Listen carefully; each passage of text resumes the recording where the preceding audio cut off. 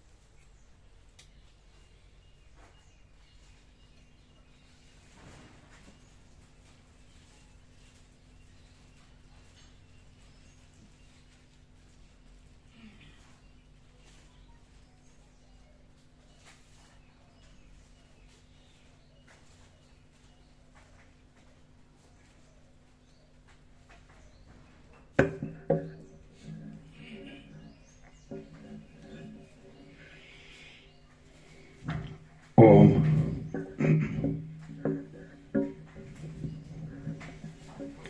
ઓમ. ઓમ.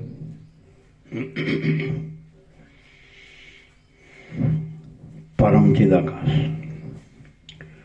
પરમ જ્યોતિ, અખંડ જ્યોતિ, મહાચિદાકાશ, સ્વયં પ્રકાશ, સંપૂર્ણ પ્રકાશ, પૂર્ણ બ્રહ્મ, અનંત તેજઘન, અનંત ચિદઘન, પરમાકાશ, કેવલ, અનંત, શુદ્ધ, તેજઘન, પરમાકાશ, અખિલ આત્મા, પૂર્ણ બ્રહ્મ, પરમાત્મા, પરમ ચિદાકાશ, પરમ જ્યોતિ, અખંડ જ્યોતિ, અનંત, પૂર્ણ, પરમ ચિદાકાશ, પરમ શાંતિ, स्वयं सिद्ध, स्वयं प्रकाश, स्वयं पूर्ण, स्वस्वरूप, यही सब कुछ है, इसके सिवा कुछ नहीं है।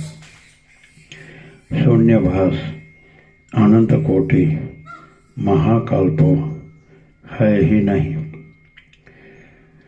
महाचिदाकाश, स्वयं प्रकाश, संपूर्ण प्रकाश, महाचिदाकाश ज्योति, अनंत, अखंड, अभेद, महाचिदाकाश ज्योति, महातत्व, महासामान्य, महाचिदाकाश, स्वसंवेद्य, सहज निर्विकल्प, महाचिदाकाश, परम कैवल्य, परम शांति, परम चिदाकाश, अनंत, पूर्ण, निरपेक्ष, सत्य, अनंत, संपूर्ण, अपरिग्रह, निर्भ्रांत, निरपेक्ष। वशिष्ठ राम उत्पत्ति प्रकरण राउंड 41मो राउंड।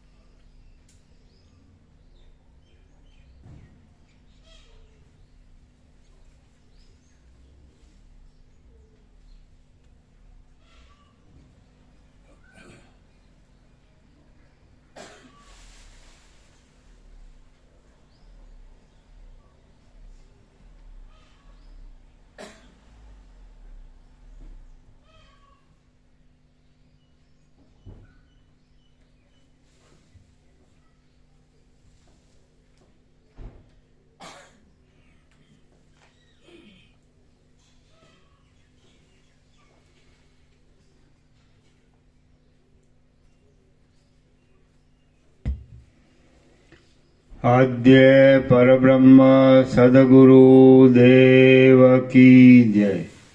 ઓમ શ્રી પરમાત્મને નમઃ.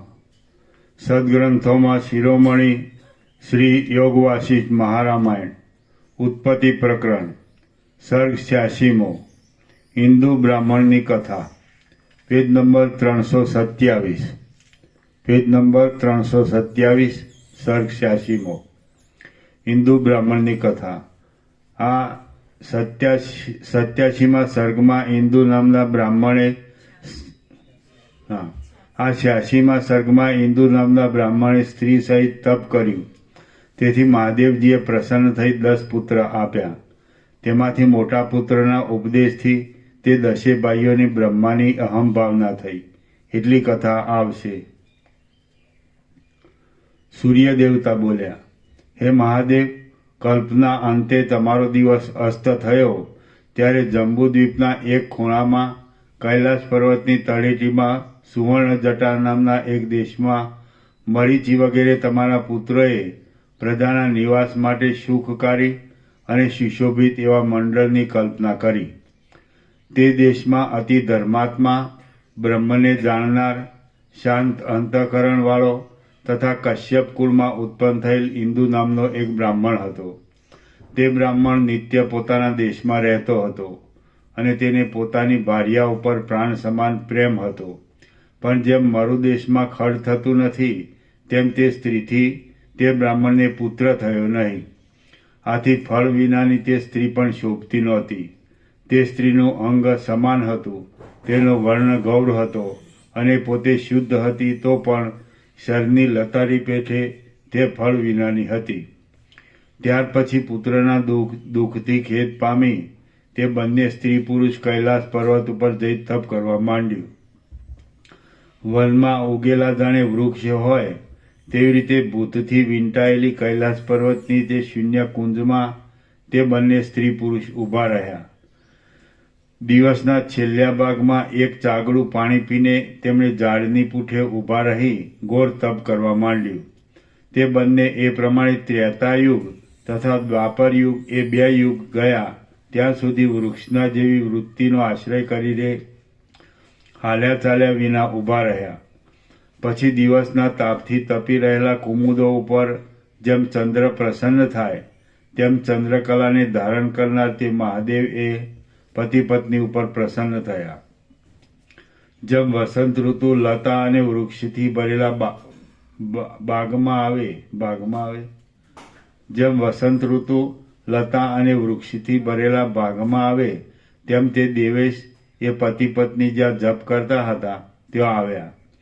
જેમ 2 કુમુદો વિકસિત મુખે ચંદ્રના દર્શન કરે તેમ પ્રસન્ન વદને તે યુગલે ઉમા સાથે આવેલા તે વૃષભ વાહન શશધર શંકરના દર્શન કર્યા. જેમ આકાશ અને પૃથ્વી પરિપૂર્ણ ઉદય પામેલા ચંદ્રને પ્રણામ કરે તેમ તે બંનેએ હિમ જેવા ઉજ્જવલ તે મહેશ્વરને પ્રણામ કર્યા. હવે પવને કરીને કંપાયમાન થયેલા વૃક્ષો ઉપર બેઠેલા તથા શબ્દો કરતા ભ્રમર તથા કોકિલ આદિના શબ્દો કરતા પણ મધુર શબ્દોથી શિવજીએ મંદ મંદ હસીને આ વચનો કહ્યા.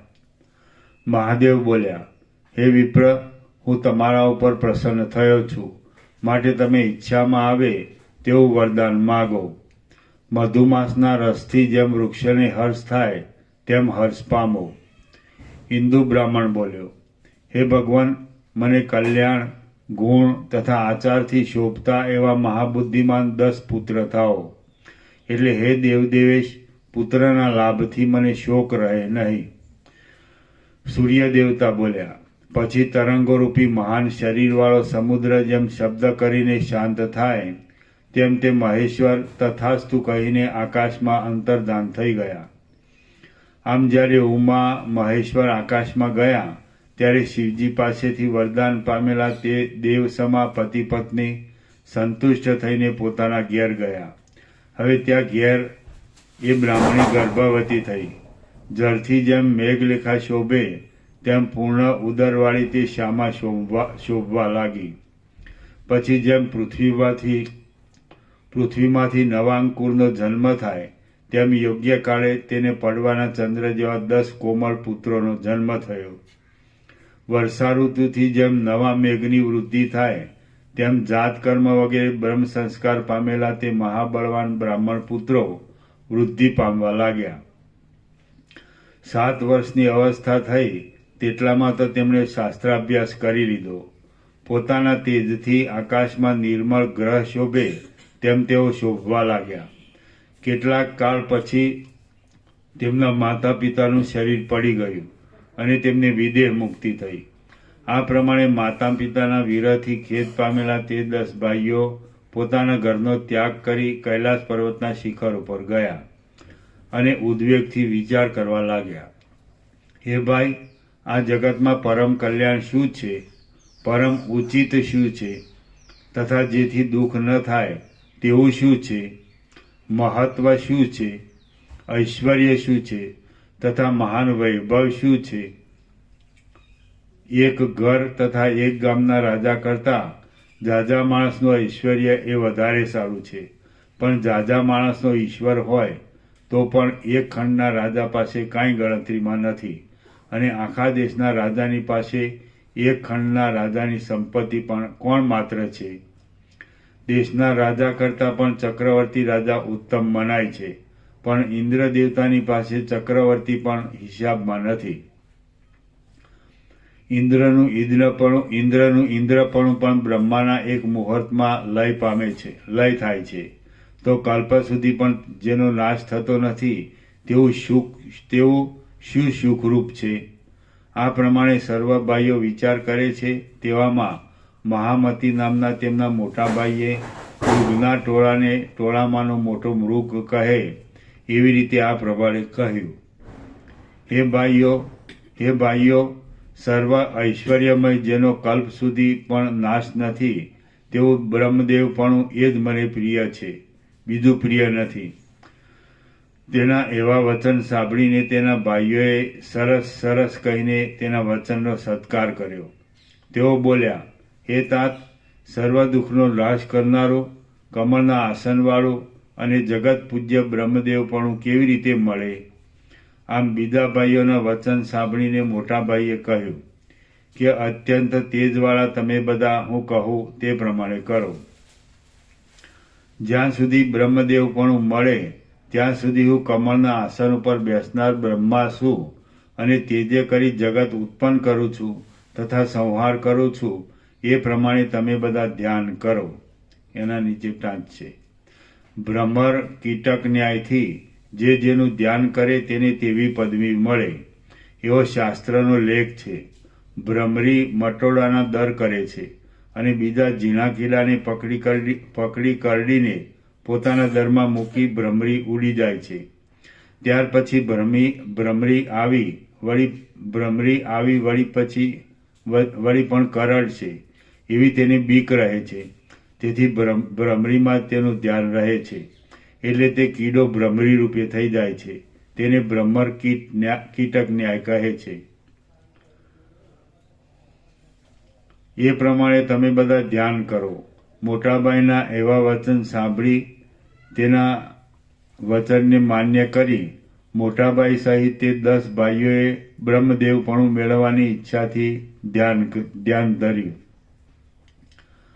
ધ્યાનમાં આસક્ત બુદ્ધિ થવાથી ચિત્રમાં જાણે આલેખેલી પ્રતિમા હોય તેવી રીતે ઊભા રહીને તેઓ આંતરવૃત્તિથી ચિંતન કરવા લાગ્યા. પ્રફુલ્લિત થયેલું કમળ અમારું આસન છે. અમે જગતને સર્જનાર બ્રહ્મા છીએ. કર્તા, ભોગતા તથા મહેશ્વર પણ અમે છીએ. અમારી યજ્ઞમૂર્તિ છે તથા શિક્ષા વગેરે અંગ અને પુરાણ વગેરે ઉપાંગ સહિત યજ્ઞ કરનાર મહર્ષિઓ તથા સરસ્વતી અને ગાયત્રીથી યુક્ત મૂર્તિમાન વેદ આ અમારી પાસે છે અને અમે તેમને ઉત્પન્ન કરેલા છે. લોકપાલનું આક્રમણ કરી સિદ્ધ મંડળ જેમાં ફરે છે એવો અત્યંત સૌભાગ્યવાળો સ્વર્ગલોક અમારી પાસે છે. આ ભૂમંડળ ત્રિલોકીરૂપી સ્ત્રીના કાનના કુંડળ છે અને તેની અંદર પર્વત, દ્વીપ, સમુદ્ર તથા વન રહેલા છે. દૈત્યગણ તથા દાનવગણથી યુક્ત આ પાતાળલોક છે અને તેમાં મર્ત્ય ધર્મથી રહિત અપ્સરાઓ રહેલી છે. પ્રજાને શોભાવનાર આ મહાબાહુ ઇન્દ્ર દેવતા પણ અમારા દેહમાં છે અને પવિત્ર યજ્ઞનો ભાગ ભોગવનાર તે ઇન્દ્ર ત્રૈલોક્યના એક નગરનું પાલન કરે છે. 12 સૂર્ય દેવતા પોતાની કાંતિરૂપ પાશથી દિશાના સમૂહને ધારણ કરે છે અને ચૈત્ર વગેરે માસના ક્રમથી પૃથ્વીમાં તપ્યા કરે છે. ગાયોનું પાલન કરનાર પોતાની મર્યાદાથી જેવી રીતે ગાયોના સમૂહનું રક્ષણ કરે છે, તેવી રીતે લોકપાલ પણ શુદ્ધ વૃત્તિથી પોતાના લોકનું રક્ષણ કરે છે. જળના તરંગો જેવી રીતે જળમાં ઊંચા ચડે છે, ડૂબી જાય છે, પાછા સ્ફુરે છે અને પાછા પડે છે, તેવી રીતે પૃથ્વીના માણસો અનેક પ્રકારના વૈભવને લીધે શોભે છે, ડૂબી જાય છે, વળી વિલસે છે અને વળી પતન પામે છે. આ સર્ગને અમે ઉત્પન્ન કરીએ છીએ, સંહારીએ પણ છીએ અને પારમાર્થિક સ્વરૂપમાં રહી અમે શાંતિ પામીએ છીએ. આ સંવત્સર ચાલ્યો ગયો, હવે એક યુગનો કાળ ગયો અને આ સૃષ્ટિના સંહારનો કાળ આવ્યો. આ આખો કલ્પ ચાલ્યો ગયો, હવે આ બ્રહ્માની રાત્રિનો વિસ્તાર થયો અને પૂર્ણ આત્માવાળા અમે આત્મા વિશે રહેલા છીએ. આ પ્રમાણે ધ્યાન બુદ્ધિથી હિન્દુ બ્રાહ્મણના તે 10 પુત્રો જાણે શિલામાં કોતરેલા હોય તેમ સ્થિરપણે ઊભા રહ્યા.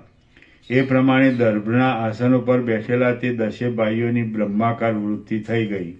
તેથી તેઓ કમળના આસનની કલ્પનાને લીધે તુચ્છ વૃત્તિનો ત્યાગ કરી બ્રહ્માપણાના ભાવથી શોભવા લાગ્યા. શ્રી યોગ વાસિષ્ઠ મહારામાયણમાં ઉત્પત્તિ પ્રકરણનો ઐંદવ સમાધાન નામનો સર્ગ 86મો સમાપ્ત. સર્ગ 87મો. હિન્દુ બ્રાહ્મણના 10 પુત્રોનો બ્રહ્માભાવ. આ 87મા સર્ગમાં બ્રહ્માભાવને પામેલા તે બ્રાહ્મણના 10 પુત્રોના દેહનું પક્ષીઓ ભક્ષણ કરી ગયા તથા તેમની સૃષ્ટિમાં ભાવના હતી, તેથી 10 બ્રહ્માંડ ઉત્પન્ન થયા તથા પ્રત્યેક સર્ગમાં તે જ પ્રમાણે સ્થિતિ છે વગેરે કહેવામાં આવશે. સૂર્ય દેવતા બોલ્યા, હે પિતામહ, એ પ્રમાણે હિન્દુ બ્રાહ્મણના તે 10 પુત્રો તમારી પેઠે સૃષ્ટિની ઉત્પત્તિ, સ્થિતિ તથા પાલનમાં પોતાનું મન રાખી રહ્યા. જ્યાં સુધી સુકાયેલા પાંદડાની પેઠે તાપ તથા પવનથી કાળે કરીને સુકાઈને તેમનો દેહ પડી ગયો નહીં, ત્યાં સુધી તેઓ આદરથી તેમને તેમ ઊભા રહ્યા. ત્યાર પછી આમ તેમ પડેલા સારા ફળને જેમ વનવાસી વાંદરા ખાઈ જાય તેમ માંસનો આહાર કરનારા વનવાસી મૃગો તથા પક્ષીઓ તેમના દેહનું ભક્ષણ કરી ગયા. એ પ્રમાણે દેહ પડી ગયો ત્યાં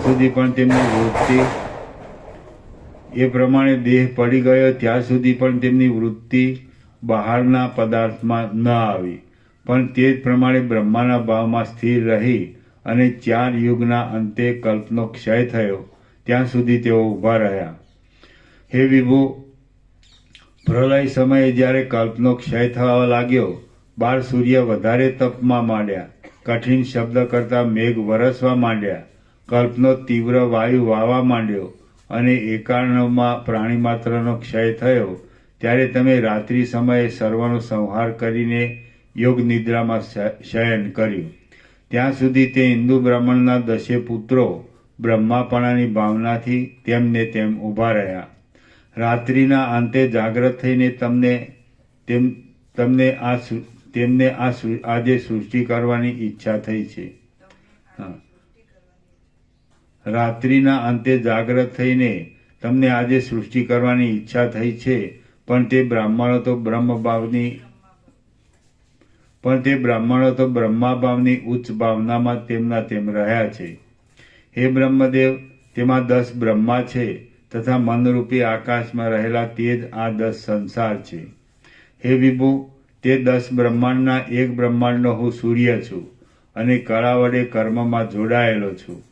આમ હે કમળમાંથી ઉત્પન્ન થયેલા બ્રહ્મદેવ, આ 10 બ્રહ્માંડની ઉત્પત્તિ કેમ થઈ એ તમે મને પૂછ્યું હતું, તેનો મેં તમને ઉત્તર દીધો. હવે તમારી ઈચ્છામાં આવે તેમ કરો. અને આ 10 બ્રહ્માંડ મનોમાત્ર છે, માટે તમારી નવી સૃષ્ટિ ઉત્પન્ન કરવામાં વિરોધ નથી. વિવિધ કલ્પનાઓ વડે આકાશથી વ્યાપેલું એવું આ જે ઉત્તમ જગત ઉત્પન્ન થયું છે, તે માત્ર બહાર તથા અંતરની ઇન્દ્રિયોની જાળની પેઠે બંધનરૂપ છે અને પોતાના ચિત્તમાં ભ્રમરૂપ છે. શ્રી યોગ વાસિષ્ઠ મહારામાયણમાં ઉત્પત્તિ પ્રકરણનો 10 જગદ વર્ણન નામનો સર્ગ 87મો સમાપ્ત. સર્ગ 88મો ઐંદવોપાખ્યાનની સમાપ્તિ. આ 88મા સર્ગમાં બ્રહ્માની અનાશક્તિએ કરીને સર્ગની સિદ્ધિ કહેવાશે તથા મને કરીને જેની દ્રઢ સિદ્ધિ થઈ હોય તેનો બીજાથી નાશ થતો નથી એમ બતાવવામાં આવશે. બ્રહ્મા બોલ્યા, હે બ્રહ્મન, હે બ્રહ્મજ્ઞાનીઓમાં શ્રેષ્ઠ વશિષ્ઠ ઋષિ, 10 બ્રહ્માંડમાં આ જે બ્રહ્મ જોવામાં આવે છે 10 બ્રહ્માંડમાં આ જે 10 બ્રહ્મા જોવામાં આવે છે તે હિન્દુ બ્રાહ્મણના 10 પુત્રો છે. એ પ્રમાણે કહીને સૂર્યદેવ ચૂપ રહ્યા. ત્યાર પછી ઘણીવાર સુધી વિચાર કરીને મેં સૂર્ય દેવતાને કહ્યું કે હે બાનો, જ્યારે આ 10 બ્રહ્માંડ રહેલા છે ત્યારે બીજું શું ઉત્પન્ન કરું તે તમે કહો. હે ભાસ્કર, આ 10 બ્રહ્માંડ છે તે છતાં હું નવી સૃષ્ટિ પેદા કરું તેમાં ફળ શું? હે મહામુનિ, એ પ્રમાણે જ્યારે મેં સૂર્ય દેવતાને કહ્યું ત્યારે તેમણે વિચાર કરીને આ પ્રમાણે યોગ્ય વચન કહ્યું. સૂર્ય દેવતા બોલ્યા, હે પ્રભુ, તમે ચેષ્ટા રહિત છો તથા ઈચ્છા રહિત છો. તમારી સૃષ્ટિથી શું પ્રયોજન છે? હે જગતપતિ, આ સૃષ્ટિ તો માત્ર તમારો વિનોદ છે. હે પ્રભુ, સૂર્યથી જળના સૂર્યરૂપી પ્રતિબિંબ પડે છે. સૂર્યથી જળના સૂર્યરૂપી પ્રતિબિંબ પડે છે તેવી રીતે નિષ્કામ એવા તમારાથી સૃષ્ટિની ઉત્પત્તિ પ્રતિબિંબ રૂપે થાય છે. પણ હે ભગવાન, તમે શરીરની પ્રાપ્તિમાં તથા શરીરના ત્યાગમાં રાગ કે દ્વેષ નથી. હે દેવ, તમે વિનોદને માટે આ જગતને પુનઃ ઉત્પન્ન કરો છો. હે ભૂતપાલક, સૂર્ય રાત્રિ સમયે દિવસનો સંહાર કરીને જેમ પ્રાતઃકાળે પુનઃ દિવસનો ઉદય કરે છે તેમ તમે જગતનો સંહાર કરીને પુનઃ આ જગતનો ઉદય કરો છો. તમે જે સૃષ્ટિ ઉત્પન્ન કરો છો તે આસક્તિ રાખ્યા વિના માત્ર વિનોદને માટે જ કરો છો. તમે એ કર્તવ્ય છે એમ સમજીને કરો છો, પણ તેમાંથી સ્વાર્થ વધવાની તમે ઈચ્છા કરતા નથી. સૃષ્ટિ કરવી એ તમારું નિત્ય કર્મ છે. માટે જો તમે સૃષ્ટિ ઉત્પન્ન નહીં કરો તો નિત્ય કર્મનો ત્યાગ થવાથી તમને બીજું શું ફળ પ્રાપ્ત થશે? નિર્મળ અરીસો જેવી રીતે પ્રતિબિંબની ક્રિયા કરે છે તેવી રીતે સત્પુરુષે પોતાનું કર્તવ્ય કર્મ તેમાં આસક્ત થયા વિના કરવું જોઈએ. નિર્મળ અરીસો જેવી રીતે પ્રતિબિંબની ક્રિયા કરે છે તેવી રીતે સત્પુરુષે પોતાનું કર્તવ્ય કર્મ તેમાં આસક્ત થયા વિના કરવું જોઈએ. બુદ્ધિમાન માણસને કરવામાં જેવી કામના હોતી નથી તેમ કર્મનો ત્યાગ કરવામાં પણ કામના હોતી નથી. માટે પરમાર્થથી તો સુષુપ્તિ જેવી અને પ્રતીતિથી તો સ્વપ્ન જેવી નિષ્કામ બુદ્ધિ વડે યથાપ્રાપ્ત કર્મ કરો. હે સુરેશ્વર, હે જગન્નાથ, જો બ્રાહ્મણના 10 પુત્રોએ કરેલી સૃષ્ટિથી તમે સંતોષ પામશો તો હવે પછી પણ તેઓ પોતાની સૃષ્ટિથી તમને સંતોષ પમાડશે. વળી જે આ સૃષ્ટિ થયેલી છે તેને તમે ચિત્તરૂપી નેત્રથી જોઈ શકો છો, પણ સાક્ષાત ચક્ષુ ઇન્દ્રિયથી જોઈ શકતા નથી. માટે ચક્ષુથી જોઈ શકાય તેવી સૃષ્ટિ તમે કરો. જે માણસે પોતાના મનથી સૃષ્ટિ ઉત્પન્ન કરી હોય તે જ માણસ તે સૃષ્ટિને પોતાના નેત્રથી જોઈ શકે છે, પણ બીજો જોઈ શકતો નથી. માટે બ્રાહ્મણોની કરેલી સૃષ્ટિને તમે તમારા નેત્રથી જોઈ શકશો નહીં. તેમ બ્રાહ્મણોની કરેલી સૃષ્ટિનો કોઈનાથી નાશ પણ થાય તેમ નથી, કારણ કે તેમણે પોતાના ચિત્તના દ્રઢપણાથી સૃષ્ટિ કરેલી છે. હે બ્રહ્મન, કર્મેન્દ્રિયો વડે કરેલા પદાર્થોનો નાશ થઈ શકે છે, પણ મનઃકલ્પિતનો નાશ કોઈનાથી થઈ શકતો નથી. જે માણસના મનમાં કોઈ જાતનો દ્રઢ નિશ્ચય બંધાય છે તે નિશ્ચય પોતાને ફેરવવો હોય તો તે ફેરવી શકે, પણ બીજા માણસથી તેના મનના નિશ્ચયનું નિવારણ થતું નથી. દેહનો નાશ થાય તો પણ જે માણસના મનમાં કોઈ જાતનો દ્રઢ નિશ્ચય બંધાય છે તે નિશ્ચય પોતાને ફેરવવા હોય તો તે ફેરવી શકે, પણ બીજા માણસથી તેના મનના નિશ્ચયનું નિવારણ થતું નથી. દેહનો નાશ થાય તો પણ ઘણા કાળના અભ્યાસથી મનમાં જે દ્રઢ નિશ્ચય થયો હોય તેનો નાશ થતો નથી. વળી તેનો શાપથી પણ નાશ થતો નથી. જે માણસના મનમાં જેવો દ્રઢ નિશ્ચય બંધાય છે તે નિશ્ચયરૂપ જ તે પુરુષ છે. માટે તેનો નિશ્ચય ફેરવવા સારું એકમાત્ર જ્ઞાન જ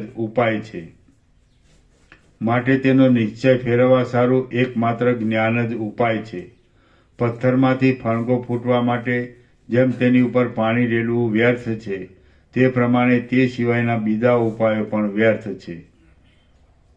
શ્રી યોગ વાસિષ્ઠ મહારામાયણમાં ઉત્પત્તિ પ્રકરણનો ઐંદવ નિશ્ચય કથન નામનો સર્ગ 88મો સમાપ્ત. સર્ગ 89મો. ઇન્દ્ર તથા અહલ્યાનું આખ્યાન, મનનો દ્રઢ નિશ્ચય. આ 89મા સર્ગમાં મનનો દ્રઢ નિશ્ચય બીજા યત્નથી મટી શકતો નથી એ વિશે ઇન્દ્ર તથા અહલ્યાનું આખ્યાન કહેવામાં આવશે.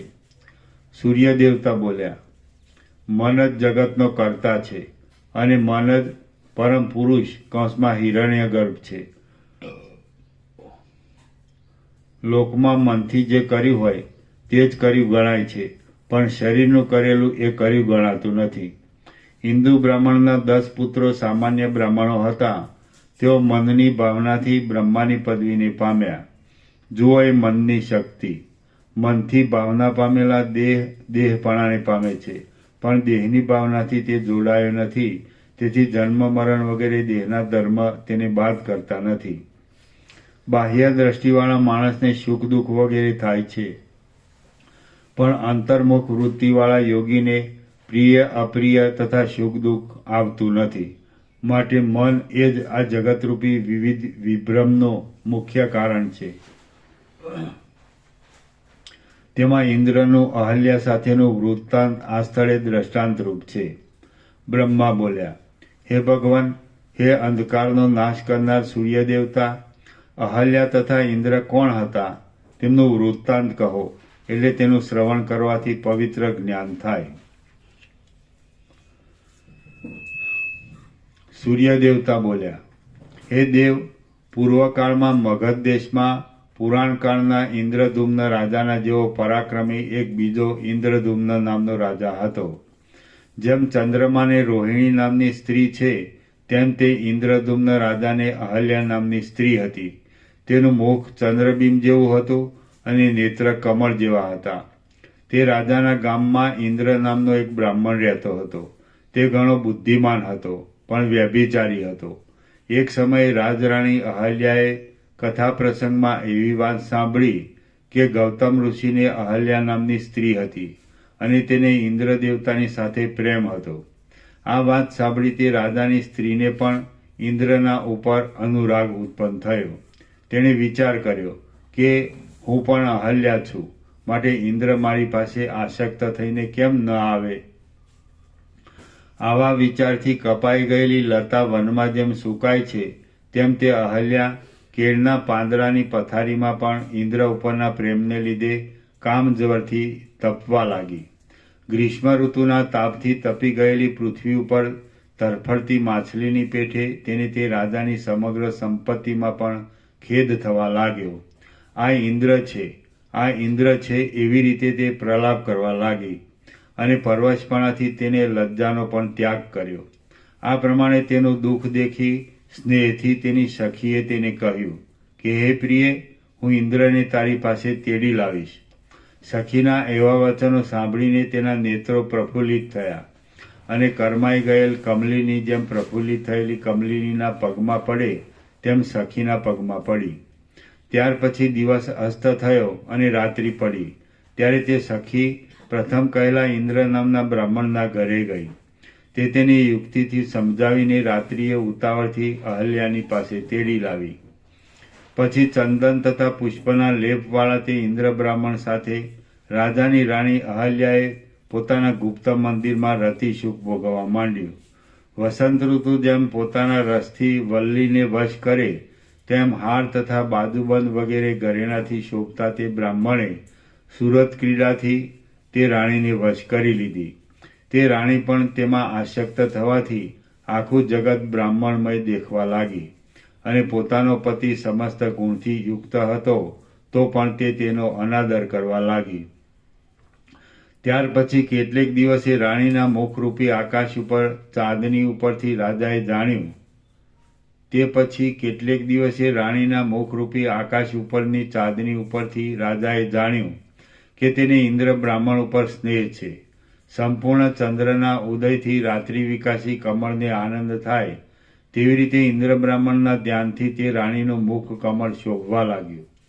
સમસ્ત ઇન્દ્રિયોથી આકુળ થયેલો ઇન્દ્ર બ્રાહ્મણ પણ અહલ્યામાં આસક્ત હતો, તેથી એક ક્ષણ પણ તે તેનાથી જુદો રહેતો નહોતો.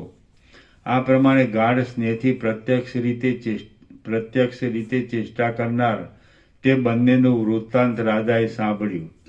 તે વૃત્તાંત કટુ વ્યથા કરાવનારું હતું. પોતાની સ્ત્રીનો તથા ઇન્દ્ર બ્રાહ્મણનો પરસ્પર સ્નેહ દેખી રાજાએ તે બંનેને દંડ લઈ શિક્ષા કરી.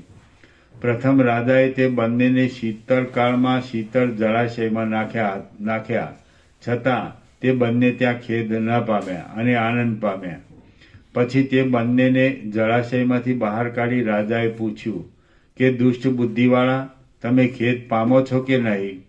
ત્યારે તેમણે રાજાને જવાબ દીધો કે અમારો બંનેનો પરસ્પરનો ભાવ દ્રઢ બંધાયો છે, તેથી એકબીજાની અનિંદિત મુખકાંતિનું સ્મરણ કરતા અમને દેહની પણ ખબર રહેતી નથી. તમે અમો બંનેને સાથે શિક્ષા કરી, તેથી તો નિઃશંકપણે અમને સમાગમ રહ્યો. આથી અમને હર્ષ થયો છે. હે મહીપતિ, સ્નેહને લીધે અંગ ચીરાઈ જાય તો પણ અમને મોહ થાય તેમ નથી. પછી તે બંનેને અગ્નિની ભઠ્ઠીમાં નાખવામાં આવ્યા. ત્યાં પણ દુઃખ થવાને બદલે તેઓ એકબીજાના સ્મરણથી હર્ષ પામીને આનંદ પામવા લાગ્યા. રાજાએ પૂછ્યું ત્યારે તેમણે અમને આનંદ જ છે એવી રીતે પ્રથમની પેઠે ઉત્તર આપ્યો. ત્યાર પછી તેમણે હાથીના પગે બાંધવામાં આવ્યા. ત્યાં પણ દુઃખ થવાને બદલે તેઓ અન્યોન્યના સ્મરણથી આનંદ પામ્યા અને અમને આનંદ જ છે એમ તેમણે કહ્યું. પછી તેમને ચાબખા મારવામાં આવ્યા તો પણ તેઓ જરાય ખેદ પામ્યા નહીં અને પહેલાંની જેમ જ બોલ્યા. પછી એમને જ્યારે પૂછવામાં આવતું ત્યારે તેઓ એનો એ જ ઉત્તર આપતા હતા. પછી ઇન્દ્ર બ્રાહ્મણે પ્રથમની પેઠે જવાબ દીધો કે હે મહીપાલક, આ આખું જગત મારે પ્રિય અહલ્યા રૂપ જ છે, માટે મને તમે જે શિક્ષા કરો છો તેનું કાંઈ પણ દુઃખ મને બાદ કરતું નથી. હે રાજન, તમારી સ્ત્રી અહલ્યાને પણ આ આખું જગત મારામય છે, તેથી તેને પણ તમારી કરેલી શિક્ષાનું દુઃખ નથી. તમે બીજી શિક્ષા કરશો તો પણ અમને બંનેને દુઃખ થશે નહીં. હે રાજન, હું મન માત્ર છું. મન છે તે જ પુરુષ છે. આ જે પ્રપંચ જોવામાં આવે છે તે પણ મનનો જ વિસ્તાર છે. એકદમ કરેલા દંડના સમૂહથી વીર મનનું કોઈનાથી પણ ભેદન થઈ શકતું નથી. હે મહારાજ, કયા માણસની કઈ જાતની એવી શક્તિ છે કે જે શક્તિ વડે દ્રઢ નીચેવાળા મનનું ભેદન થાય? ગમે તો દેહ વૃદ્ધિ પામો અને ગમે તો દેહ વિંખાઈ જાઓ, પણ પ્રિય પદાર્થમાં અભિનિવેશવાળું મન પ્રથમની પેઠે જ રહે છે અને ઇષ્ટ અર્થમાં પ્રવેશ કરેલી મનની સ્થિતિમાં ફેરફાર થતો નથી. તીવ્ર વેગવાળા મન વડે જેની ભાવના થયેલી હોય તેનો બાદ કરવાને શરીરમાં રહેલા ભાવ તથા અભાવ પણ સમર્થ થતા નથી. જે પદાર્થમાં મન બંધાયું હોય છે તે પદાર્થને તે સ્થિરપણે જુએ છે, તે શરીરની ચેષ્ટાને જોતું નથી. હે રાજન, વરદાન તથા શાપ વગેરે જે ક્રિયા છે તે પણ તીવ્ર વેગ વડે પદાર્થમાં પ્રવેશ કરેલ મનને ચલાયમાન કરવાને સમર્થ થતી નથી. મૃગલા જેવી રીતે પર્વતને ચલાયમાન કરવાને સમર્થ થતા નથી, તેવી રીતે મનને ઇષ્ટ હોય એવી વસ્તુમાંથી ચલાયમાન કરવાને કોઈ પણ પુરુષ સમર્થ નથી. દેવાલયમાં જેવી રીતે દેવી ભગવતીની પ્રતિમાની સ્થાપના છે તેવી રીતે મારા મનરૂપી કોષમાં સુંદર કટાક્ષવાળી આ સ્ત્રીની સ્થાપના થયેલી છે. આમ જેને ચારે બાજુ મેઘમાળા વીંટાયેલી હોય તેવા પર્વતને ગ્રીષ્મ ઋતુના તાપનું દુઃખ થતું નથી. તેમ જીવની રક્ષા કરનારી આ પ્રિયાની સાથે રહીને મને કાંઈ પણ દુઃખ થતું નથી. હે રાજા, જ્યાં જ્યાં હું રહું છું તથા પડું છું ત્યાં ત્યાં ઈષ્ટ સમાગમ વિના બીજો કાંઈ પણ અનુભવ મને થતો નથી. અહલ્યા નામની પ્રિયાની સાથે આ ઇન્દ્રનું મન બંધાયું છે. તે બીજે સ્થળે જાય તેમ નથી. હે ભૂપતિ, મેરુ પર્વત જેમ કોઈથી ચલાયમાન થતો નથી તેમ એક કાર્યમાં પ્રવેશ થયેલું ધીરજવાળા પુરુષનું મન વરદાન તથા શાપના બળથી પણ ચલાયમાન થતું નથી. હે રાજા, વરદાન તથા શાપથી કદાપી દેહની સ્થિતિ બદલાય છે, પણ ધીરજવાળું મન તો જેમનું તેમ રહે છે. હે રાજન, વનમાં ઉગેલા સર્વ વૃક્ષ તથા લતાના રસમાં જળ જ મુખ્ય કારણ છે. તે જ પ્રમાણે દેહમાં વૃથા ઉત્પન્ન થયેલા હાથ પગ વગેરે શરીરના કટકા એ મનનું કારણ નથી, પણ મન છે, જે તે સર્વ શરીરના અવયવનું મુખ્ય કારણ છે. હે રાજન, વનમાં ઉગેલા સર્વ વૃક્ષ તથા લતાના રસમાં જળ જ મુખ્ય કારણ છે.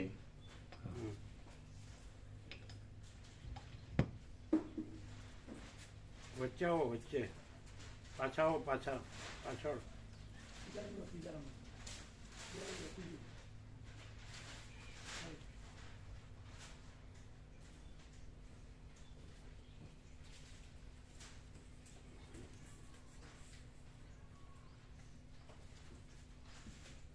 કેમ છે તબિયત? સારી બરોબર.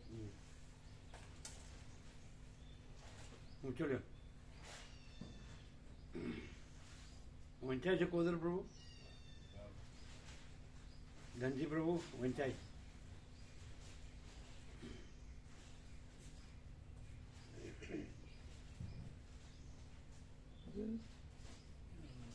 કેવું છે?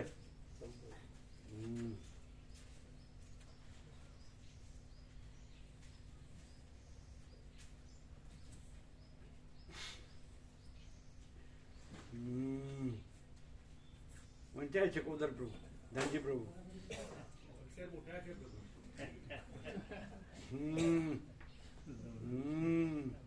રિનોવેશન.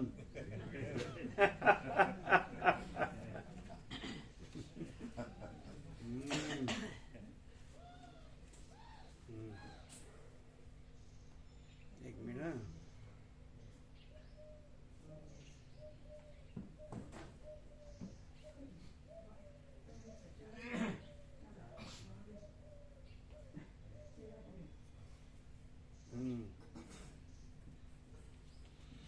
ઊંચું કરો. બરાબર.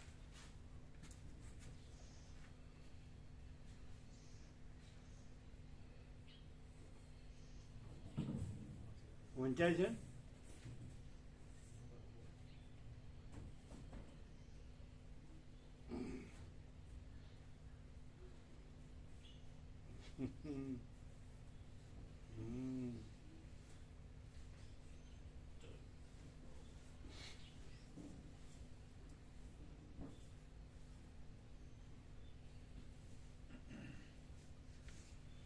વાંચ્યો બરોબર? વંચાય છે?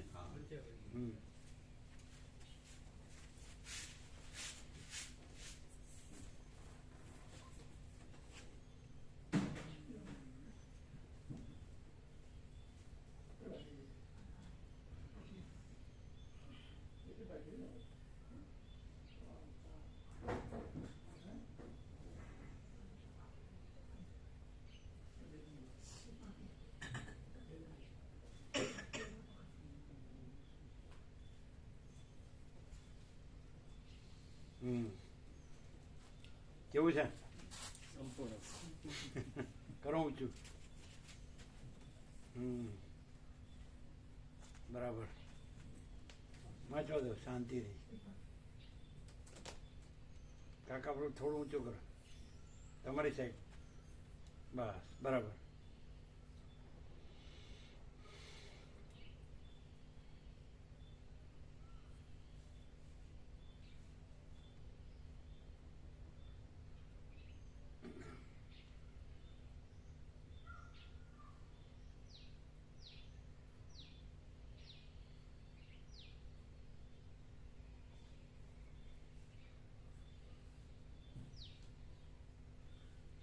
કાકા બ્રો આ સાઈડ થોડી પાછી લ્યો. બરાબર બરાબર. હમ.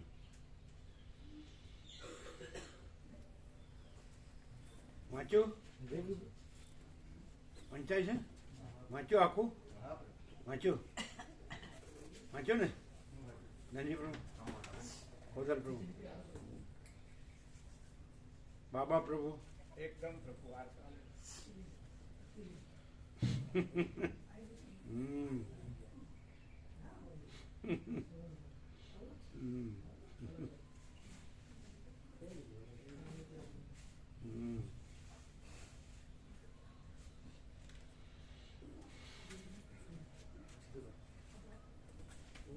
હસ્તે.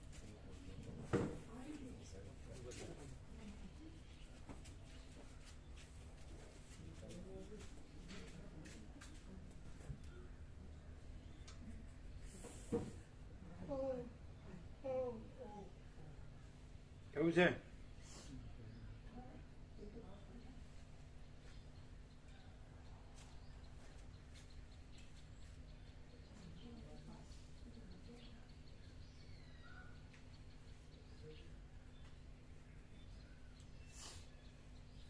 કેવું છે? સંપૂર્ણ પરમાત્મા જ છે. હે? સંપૂર્ણ પરમાત્મા જ છે એમ. અનંત સંપૂર્ણ. હમ. કરો ઊંચું, સીધું રાખજો. હર્ષદ બહુ ઊંચું કરો. હા બરાબર.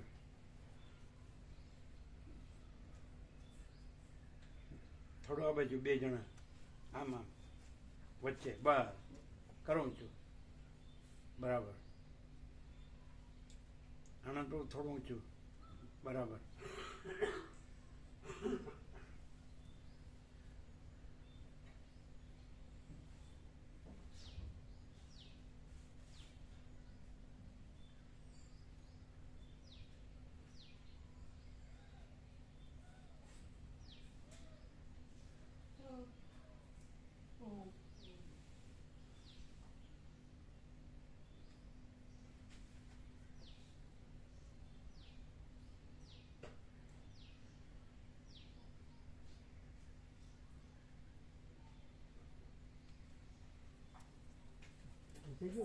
વાંચ્યું બધા આખું? આખું વાંચ્યું? ધનજી પ્રભુ, કોદર પ્રભુ વંચાય ને? વંચાય જ ને? શું બાબા પ્રભુ? આખો પ્રકાર પેલા શબ્દનો અર્થ થોડો ઓછો સમજાયો. પૌર્વાત્ય પૂર્વની, પૂર્વની હમ. પશ્ચિમ પાશ્ચાત્ય, પશ્ચિમની. પશ્ચિમે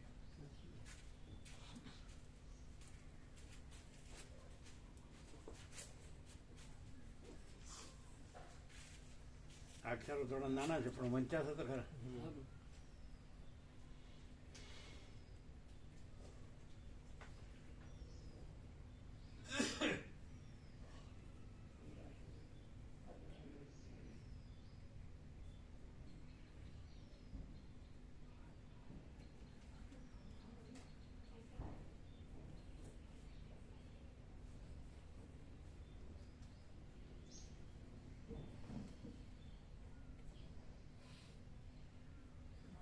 કેવું છે? દિવ્ય સત્ય શિવ સુંદર.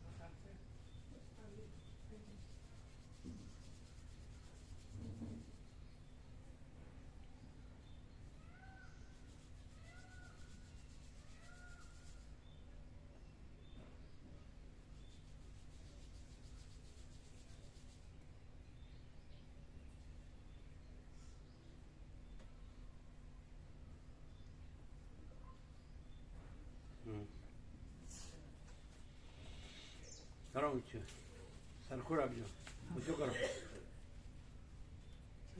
આ બાજુથી લ્યો, કાકા પ્રભુ ઊંચું લ્યો. હા, રેડી. પગી રાખજો થોડી વાર, આખું વાંચે ત્યાં સુધી. તમે વાંચ્યું છે બરાબર? કેવું છે?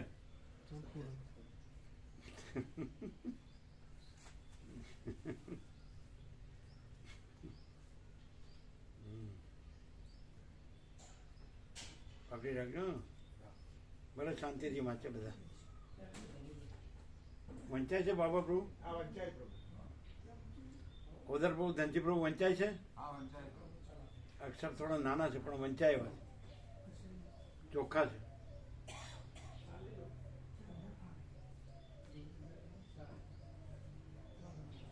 આમ માણસ ક્લિયર થઈ જાય કે નહીં? એમ કે પોતે ચિદાકાશ છે, પોતે આભાસ નથી, ચિદાભાસ નથી. આ બધું બધું પોતે ચિદાકાશ છે અને બધું પોતે ચિદાભાસ નથી. એને ક્લિયર?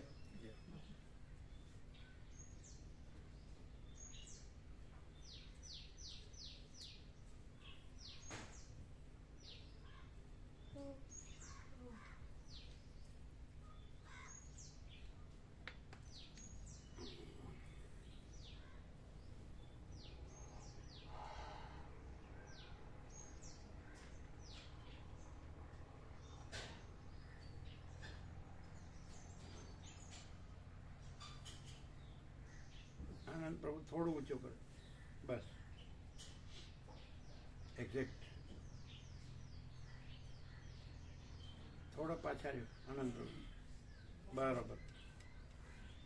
વધારે નહીં, થોડા, બસ બસ.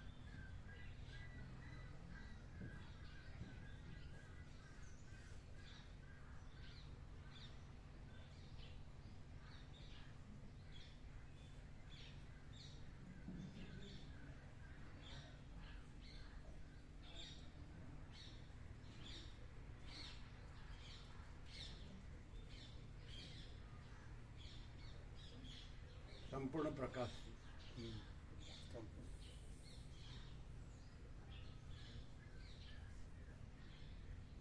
જરાય કોઈ દ્વૈત ભ્રાંતિ નથી. થોડો ઊંચો લેજો. વાંચવા દે શાંતિથી.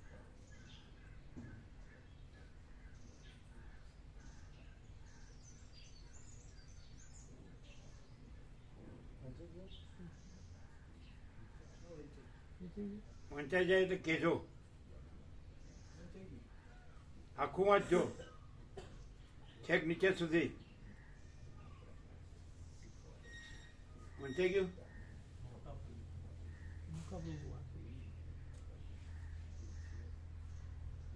આનંદ પ્રભુ થોડું ઊંચું. હા,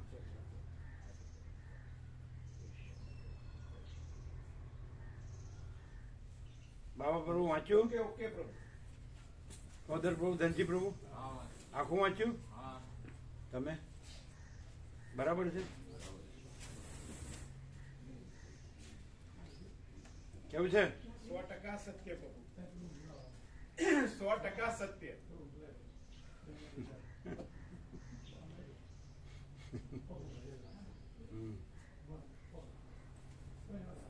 ચલો વાંચોમાં થોડી એક શબ્દમાં ફેર છે. વાંચો.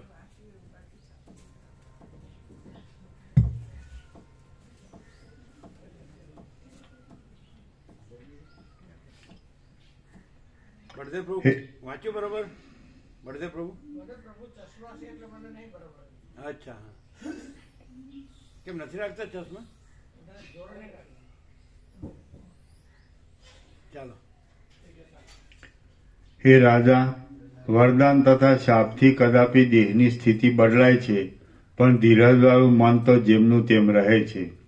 હે રાજન, વનમાં ઉગેલા સર્વ વૃક્ષ તથા લતાના રસમાં જળ જ મુખ્ય કારણ છે. તે જ પ્રમાણે દેહમાં વૃથા ઉત્પન્ન થયેલા હાથ પગ વગેરે શરીરના કટકા એ મનનું કારણ નથી, પણ મન છે. તે સર્વ શરીરના અવયવનું મુખ્ય કારણ છે, પણ મન છે એ દેહનું કારણ નથી, પણ મનનું કારણ છે. એ દેહનું કારણ નથી, પણ મનનું કારણ છે.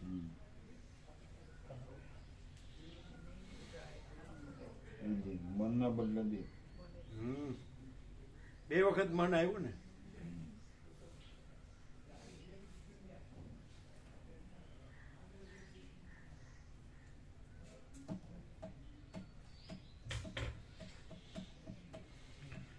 તે જ પ્રમાણે દેહમાં વૃથા ઉત્પન્ન થયેલા હાથ પગ વગેરે શરીરના કટકા એ દેહનું કારણ નથી પણ મનનું કારણ છે. તે સર્વ શરીરના અવયવનું મુખ્ય કારણ છે. હે મહાત્મન, આ જગતમાં આદ્ય શરીર મન જ છે અને મન વડે જ જગતમાં બીજા શરીરના સમૂહો કલ્પેલા છે. આદિ શરીર જ્યાં જ્યાં હોય છે ત્યાં ત્યાં ફળ થાય છે. એ આદિ શરીર એવા મન વિના શરીરના બીજા અવયવથી કાર્યની સિદ્ધિ થતી નથી. હે સૌભાગ્યશાળી, અંકુરમાંથી વૃક્ષ એક જગ્યાએ ઉપર રહી ગયું.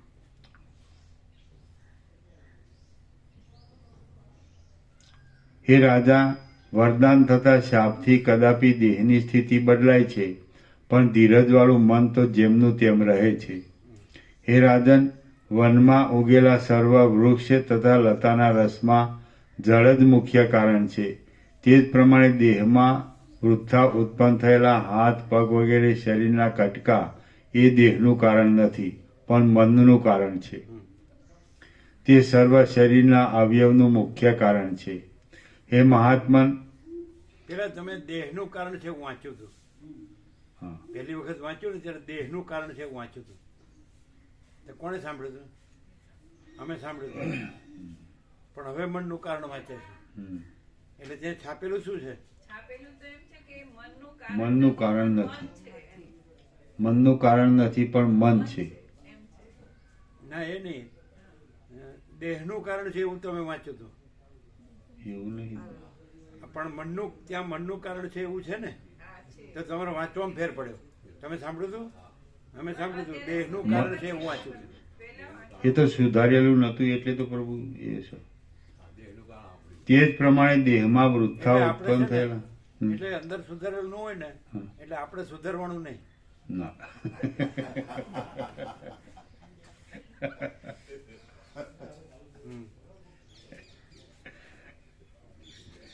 તે જ પ્રમાણે દેહમાં વૃથા ઉત્પન્ન થયેલા હાથ પગ વગેરે શરીરના કટકા એ દેહનું કારણ નથી પણ મનનું કારણ છે. તે સર્વ શરીરના અવયવનું મુખ્ય કારણ છે. હે મહાત્મન, આ જગતમાં આદ્ય શરીર મન જ છે અને મન વડે જ જગતમાં બીજા શરીરના સમૂહો કલ્પેલા છે. આદિ શરીર જ્યાં જ્યાં હોય છે ત્યાં ત્યાં ફળ થાય છે. એ આદિ શરીર એવા મન વિના શરીરના બીજા અવયવથી કાર્યની સિદ્ધિ થતી નથી. હે સૌભાગ્યશાળી, અંકુરમાંથી વૃક્ષ તથા પલ્લવ વગેરે ઉત્પન્ન થાય છે. તે જ પ્રમાણે દેહરૂપી વૃક્ષનું મન જ મુખ્ય અંકુર છે અને એ મનથી જ પલ્લવ રૂપે દેહના અવયવો ઉત્પન્ન થાય છે. અંકુરનો નાશ થવાથી પલ્લવ વગેરે ઉત્પન્ન થતા નથી અને પલ્લવનો નાશ થવાથી અંકુરનો નાશ થતો નથી. તે જ પ્રમાણે દેહનો ક્ષય થાય તો પણ મનરૂપી અંકુર અક્ષય હોવાથી તેમાંથી પાછા વિવિધ દેહના સમૂહ ઉત્પન્ન થાય છે. પણ મનનો ક્ષય થવાથી દેહથી કાંઈ પણ કાર્ય થતું નથી. આથી તમે મનરૂપી રત્નનું સારી રીતે પાલન કરો. હે રાજન, જે દિશામાં હું નજર નાખું છું તે દિશામાં હરિણના જેવા નેત્રવાળી આ સ્ત્રીને જોઉં છું. મારું મન પ્રિયામાં હોવાથી હું નિત્ય આનંદમાં જ રહું છું.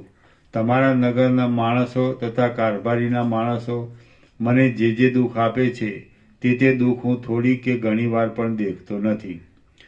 શ્રી યોગવાસિષ્ઠ મહારામાયણમાં ઉત્પત્તિ પ્રકરણનો કૃત્રિમ યંદ્રવાક્ય નામનો સર્ગ 89મો સમાપ્ત. સર્ગ 90મો. દેહનો નાશ થતાં પણ માનસિક ભાવનાનો નાશ થતો નથી. આ 90મા સર્ગમાં ભરત મુનિના શાપથી ઇન્દ્ર તથા અહલ્યાના દેહનો નાશ થયો તો પણ તેમની માનસી ભાવનાનો નાશ ન થયો. એ કથા કહેવામાં આવશે.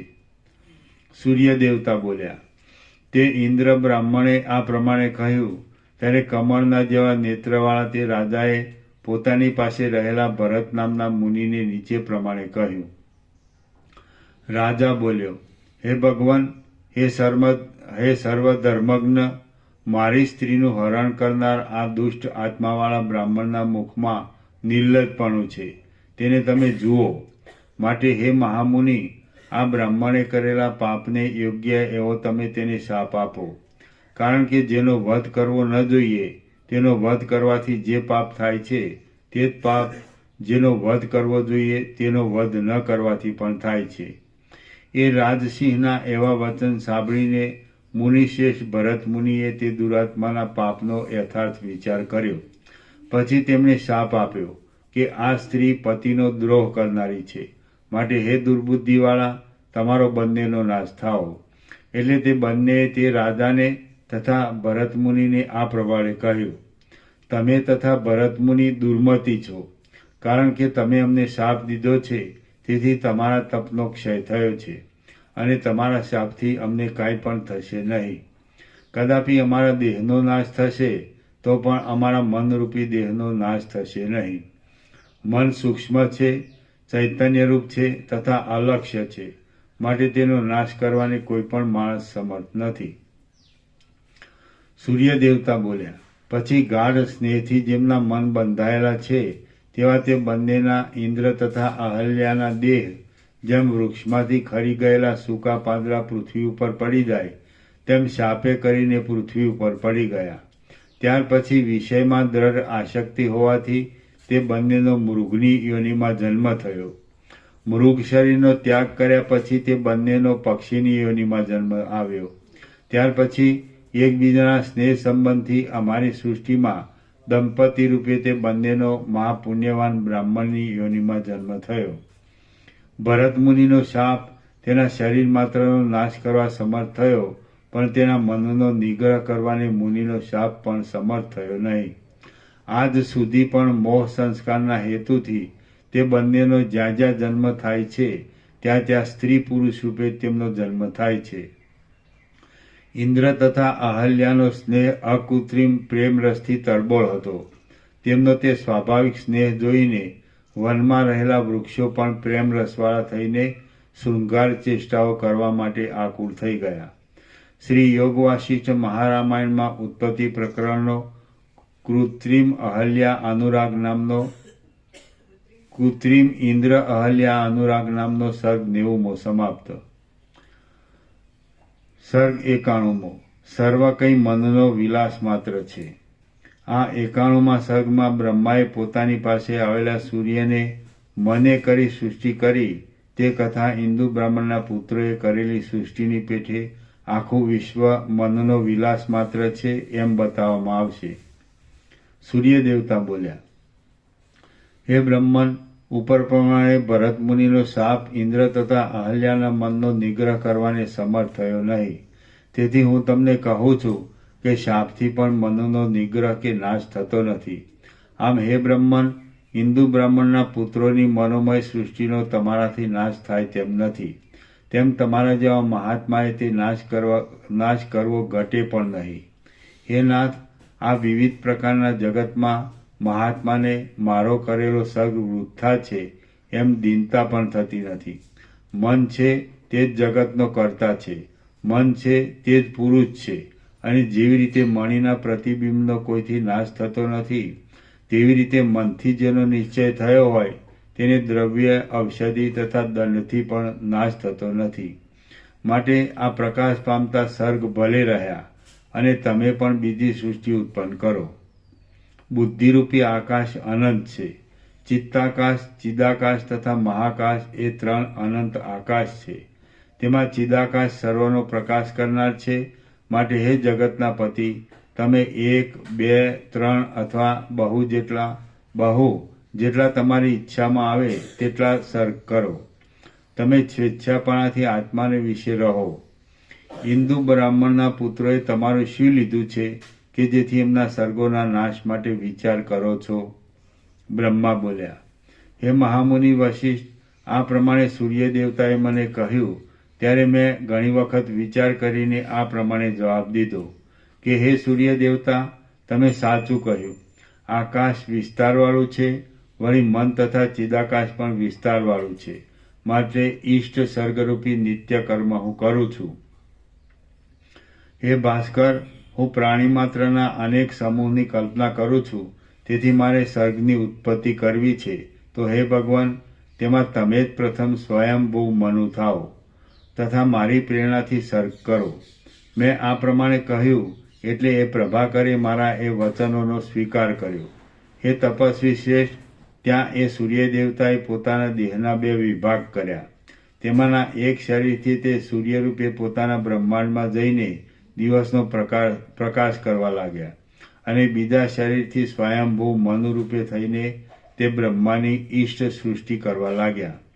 હે મુને, હે વશિષ્ઠ, એ પ્રમાણે મનુનું સ્વરૂપ તથા સર્વ કરવાનું સામર્થ્ય મેં તમારી આગળ કહી સંભળાવ્યું.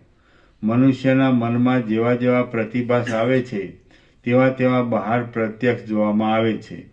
હિન્દુ બ્રાહ્મણના પુત્રો સામાન્ય બ્રાહ્મણ હતા. તેઓ પણ મનની પ્રતિભાથી બ્રહ્માની પદવી પામ્યા. માટે મનમાં કેટલી શક્તિ રહેલી છે તે તમે જુઓ. જેવી રીતે હિન્દુ બ્રાહ્મણના પુત્રો બ્રહ્માની પદવીનું ચિંતન કરવાથી બ્રહ્માની પદવી પામ્યા, તેવી રીતે અમે ચૈતન્યના ભાવથી ચિત્તપણાને પામી હિરણ્યગર્ભપણાને પામેલા છીએ.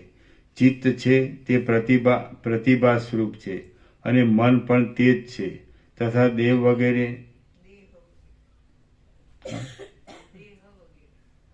અને મન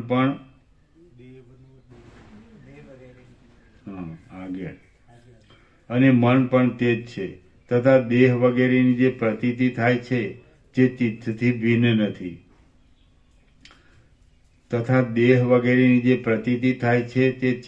ભિન્ન નથી. સ્વભાવથી જ જેમ મરીમાં તીખાશ છે તથા જેમ લીમડામાં કડવાશ છે, તેમ ચિત્ત પણ સ્વભાવથી જ પોતાની મેળે ચમત્કાર ઉત્પન્ન કરે છે. ચિત્તમાં જ્યારે ચૈતન્ય ભાવ હોય છે ત્યારે તેનું આતિવાહિક એવું નામ પડે છે. ચિત્તને જ્યારે ગાઢ ભ્રમ થાય છે ત્યારે તેનું દેહ એવું નામ પડે છે. ચિત્તમાં જ્યારે ચૈતન્ય ભાવ હોય છે ત્યારે તેનું આતિવાહિક એવું નામ પડે છે. ચિત્તને જ્યારે ગાઢ ભ્રમ થાય છે ત્યારે તેનું દેહ એવું નામ પડે છે.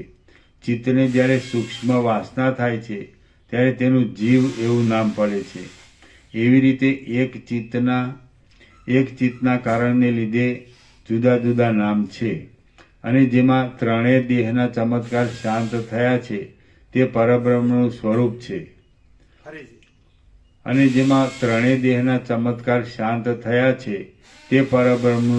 છે. હું પણ નથી, બીજું કાંઈ પણ નથી, અને હિન્દુ બ્રાહ્મણના પુત્રના સંવિતની પેઠે અસત પદાર્થ સત્તા પામેલો છે. જેવી રીતે હિન્દુ બ્રાહ્મણના પુત્રો મનથી બ્રહ્મા છે, તેવી રીતે હું પણ છું. તેનો કરેલો સર્ગ જેવી રીતે ચિત્તની કલ્પના માત્ર છે, તેવી રીતે મારો કરેલો સર્ગ પણ કલ્પના માત્ર છે. હું બ્રહ્મા છું એમ માનવું એ પણ એક ચિત્તના જ વિલાસ છે. પણ ખરું જોતા પરમાત્મા પોતે જ શૂન્ય આકાશમાંથી દેહ વગેરેના ભાવથી ભિન્નપણે જણાય છે. શુદ્ધ ચૈતન્ય પરમાર્થરૂપ છે એવી ભાવનાથી જીવ ફરીવાર મનરૂપે થાય છે અને વૃથા દેહપણાને પામે છે. પણ આ જે જોવામાં આવે છે તે હિન્દુ બ્રાહ્મણના પુત્રના સર્ગ જેવું છે, તેમજ પોતાની શક્તિથી થયેલ દીર્ઘકાળનું સ્વપ્ન છે. આકાશમાં ભ્રમથી 2 ચંદ્ર જોવામાં આવે છે, તેમ હિન્દુ બ્રાહ્મણના પુત્રના સર્ગની પેઠે ભ્રમથી ચિત્તને લીધે અખિલ જગત જોવામાં આવે છે. અહંકારનું રૂપ સત પણ નથી, તેમ અસત પણ નથી, અને સત્તા તથા અસત્તા પણ તેનું જ રૂપ છે. ઉપલંબનપણાથી એટલે પ્રાપ્તિથી તે સતરૂપ છે તથા તેના વિરોધથી અપ્રાપ્તિથી તે અસતરૂપ છે. એમ મનના પણ જડ તથા અજડ 2 રૂપ છે, અને તે સંકલ્પરૂપ તથા બૃહદ છે. મન બ્રહ્મરૂપ છે માટે અજડ છે, અને તે દ્રશ્યરૂપ પામે છે માટે જડ છે. કડામાં જ્યાં સુધી સુવર્ણનું ભાન હોય ત્યાં સુધી તે કડું નથી, તથા કડાનું ભાન થયા પછી તે સુવર્ણ નથી. તે જ પ્રમાણે જ્યાં સુધી મન દ્રશ્ય પદાર્થનો અનુભવ કરે છે ત્યાં સુધી તે જડ છે, અને જ્યારે તે સત પદાર્થનો અનુભવ કરે છે ત્યારે તે બ્રહ્મરૂપ છે. બ્રહ્મ સર્વ સ્થળે વ્યાપક છે, તેથી સર્વ ચૈતન્યરૂપ તથા જડરૂપ છે. ખરું જોતા તો માણસથી આરંભીને પર્વત સુધી કોઈ પદાર્થ જડ તેમજ ચેતનરૂપ પણ નથી. પૃથ્વીમાં જે પદાર્થમાં ચૈતન્ય હોય છે તેનો ચૈતન્ય રૂપે અનુભવ થાય છે તથા જડ હોય છે તેનો જડ રૂપે અનુભવ થાય છે. લાકડા વગેરેમાં ચૈતન્ય નથી, માટે તેની ચૈતન્ય રૂપે પ્રાપ્તિ થતી નથી, કારણ કે સરખા સંબંધિત પદાર્થની પ્રાપ્તિ થાય છે. હવે જો ઉપાલંબ પછી ચેતન જ માનો તો બ્રહ્મના વ્યાપકપણાથી સર્વ ચૈતન્ય રૂપ જ છે, કારણ કે સરખા સંબંધિત પદાર્થની પ્રાપ્તિ થાય છે. મારવાડ દેશના અરણ્યમાં લતા તથા પત્ર વગેરે નથી, તેવી રીતે પરબ્રહ્મના અનિર્દેશ પદમાં જડ ચેતન ભાવ તથા શબ્દ અર્થ વગેરે નથી. ચિત્તમાના ચૈતન્યની કલ્પના એટલે ભ્રમ, ચિત્તમાના ચૈતન્યની કલ્પનાને મન કહે છે, અને તેમાં ચિદભાગ તથા જડભાગ એ બંને ભાગ રહેલા છે. તેમાં ચૈતન્યપણું છે તે તેમાં ચૈત્યપણું છે, તેમાં ચૈત્યપણું છે તે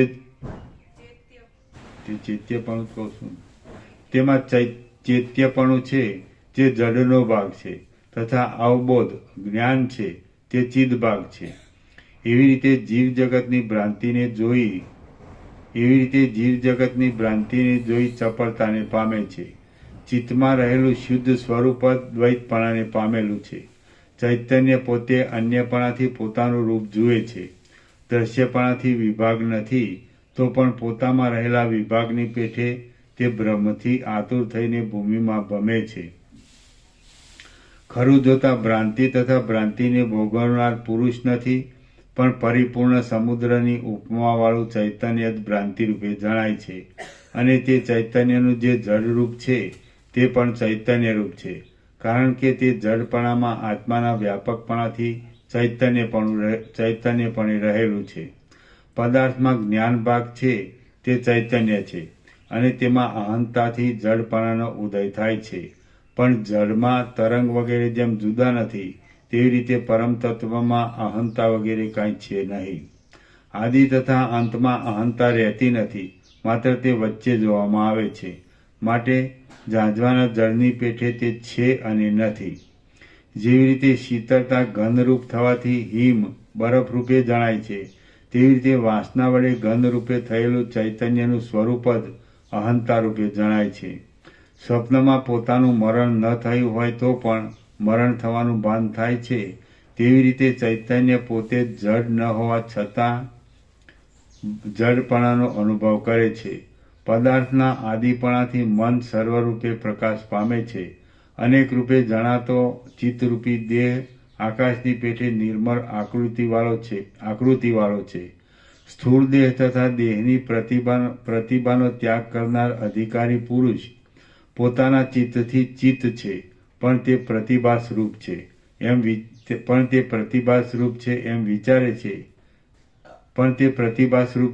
વિચારે છે.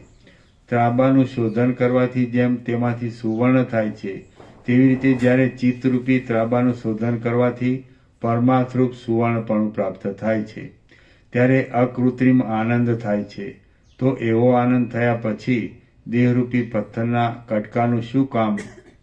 જે છે અને જેની શોધ થાય છે તેમાં બોધ જ ફળવાન છે. આકાશમાં રહેલા ઝાડનું કોઈએ શોધન કર્યું હોય એમ જાણવામાં નથી. માટે દેહ તથા અવિદ્યા જો સત્ય હોય તો તેમની શોધ કરવાનો આગ્રહ ઘટે છે. જે અજ્ઞાની માણસ પોતાના અજ્ઞાનને લીધે જે પદાર્થ છે જ નહીં તેનો ઉપદેશ કરે છે, તેમને નર પશુ સમજવા. જે અજ્ઞાની માણસ પોતાના અજ્ઞાનને લીધે જે પદાર્થ છે જ નહીં તેનો ઉપદેશ કરે છે, તેમને નર પશુ સમજવા. ઇન્દ્રદુમ્ન રાજાની સ્ત્રી અહલ્યાને ઇન્દ્ર દેવતા ઉપર જ્યારે આસક્તિ થઈ ત્યારે પોતાના મનથી પોતાના નગરમાં રહેનાર ઇન્દ્ર બ્રાહ્મણ પણ ઇન્દ્ર દેવતા છે એવો તેનો નિશ્ચય થયો. એ જ પ્રમાણે જે માણસ પોતાના મનથી જેવી ભાવના કરે છે તેવો તેને દ્રઢ નિશ્ચય થાય છે. અને પ્રતિભા સ્વરૂપ ચિત્ત જેનો જે પ્રકારે સંકલ્પ કરે છે તે દેહાદી પદાર્થો તેને તે પ્રકારે જણાય છે.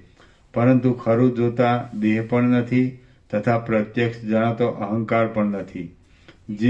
જે છે તે એક વિજ્ઞાન સ્વરૂપ જ છે. આમ જાણીને તમે ઈચ્છાનો ત્યાગ કરો. જેવી રીતે બાળકને અમુક સ્થળે યક્ષ છે એવી કલ્પના થવાથી ભય થાય છે અને યુક્તિથી યક્ષનું ભાન મટ્યા પછી ભય દૂર થાય છે, તેવી રીતે આત્મા પોતાની કલ્પનાના સ્વભાવથી આ દેહ છે તથા આ દેહને ભોગવવા યોગ્ય પ્રપંચ છે એવો અનુભવ કરે છે અને તેથી અનેક પ્રકારના સુખ દુઃખ તેને થાય છે. પણ દેહપણાનો નાશ થયા પછી સર્વનો નાશ થાય છે. શ્રી યોગ વાસિષ્ઠ મહારામાયણમાં ઉત્પત્તિ પ્રકરણનો જીવ અવતરણ ક્રમોપદેશ નામનો સર્ગ 91મો સમાપ્ત. ઓમ ઓમ ઓમ. કેટલા પાનો નંબર? 337. પ્રસાદ આપી દે. પ્રસાદ આપી દો. પેલા જે લાડુ પ્રસાદ છે આ નવા આવ્યા હોય એને આપી દો.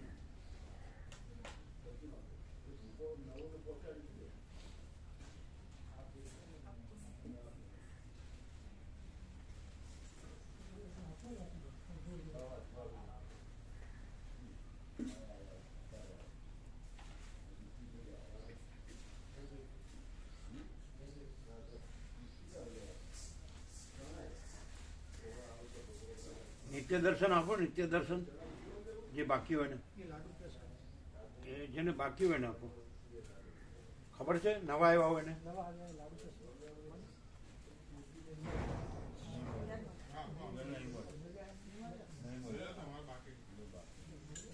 બાકી હોય લ્યો.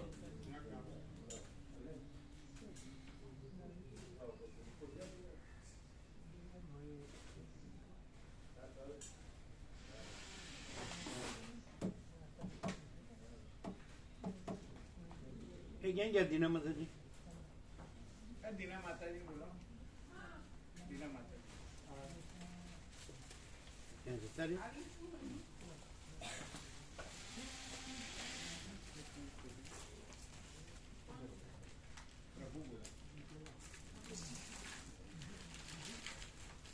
સ્વર્ણ ભગવાન બબડુ માતાજીને ફોકસ કરે. જ્યાં બે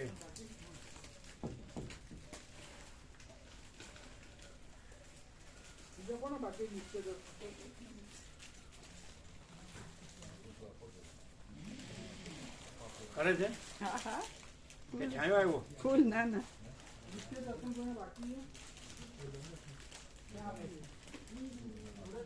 આવ્યું બરોબર. એને બતાવજો તમને સ્વર્ણ ભગવાને ફોકસ કરે.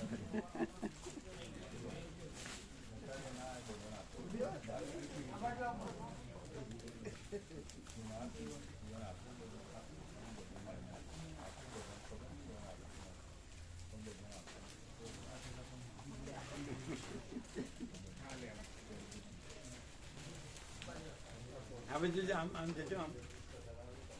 હા જો બસ બસ બરાબર છે. એ હરખા બેસો. એવું બરાબર. હવે આવ્યું?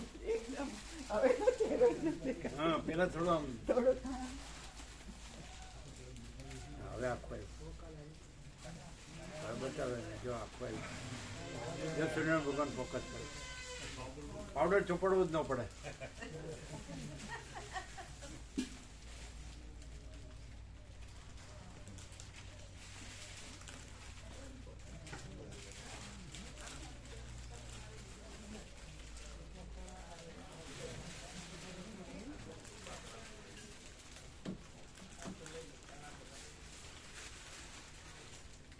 એવું કર્યો આને ફોકસ કરે જો.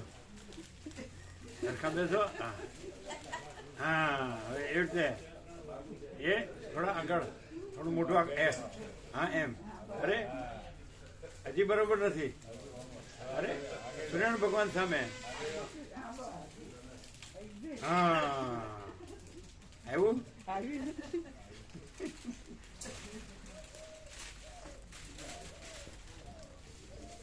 બે ને આવ્યું.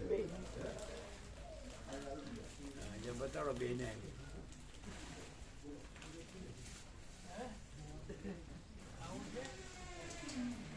એ નિત્ય દર્શન આપ્યું બધાને.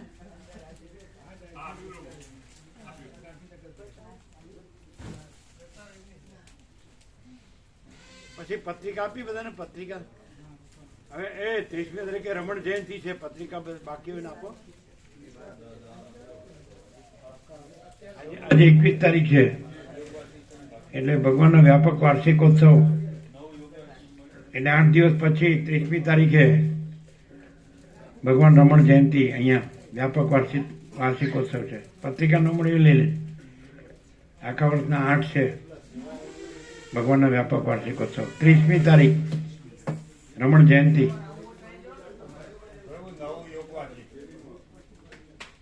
હા લેશે ને આપો. પત્રિકા જેની પાસે ન હોય લઈ લો.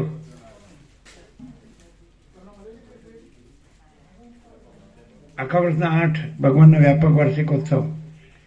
આ 30 તારીખે 30 ડિસેમ્બર 30/12 રમણ જયંતિ.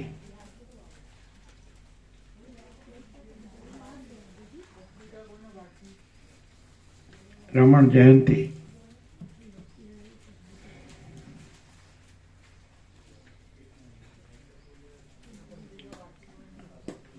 આજે 21 તારીખ છે એટલે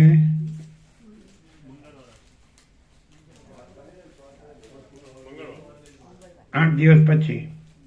બરાબર ને? 8 દિવસ પછી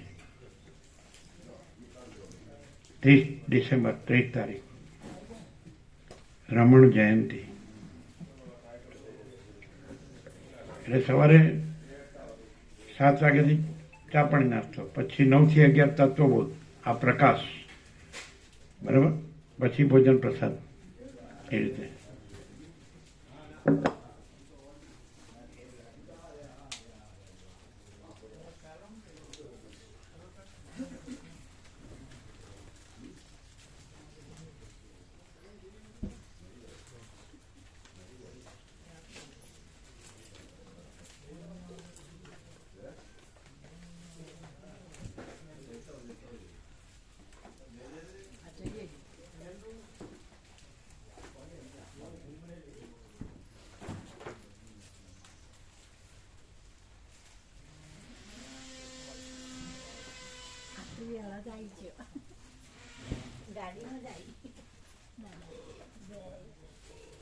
આજે આવી ગયા.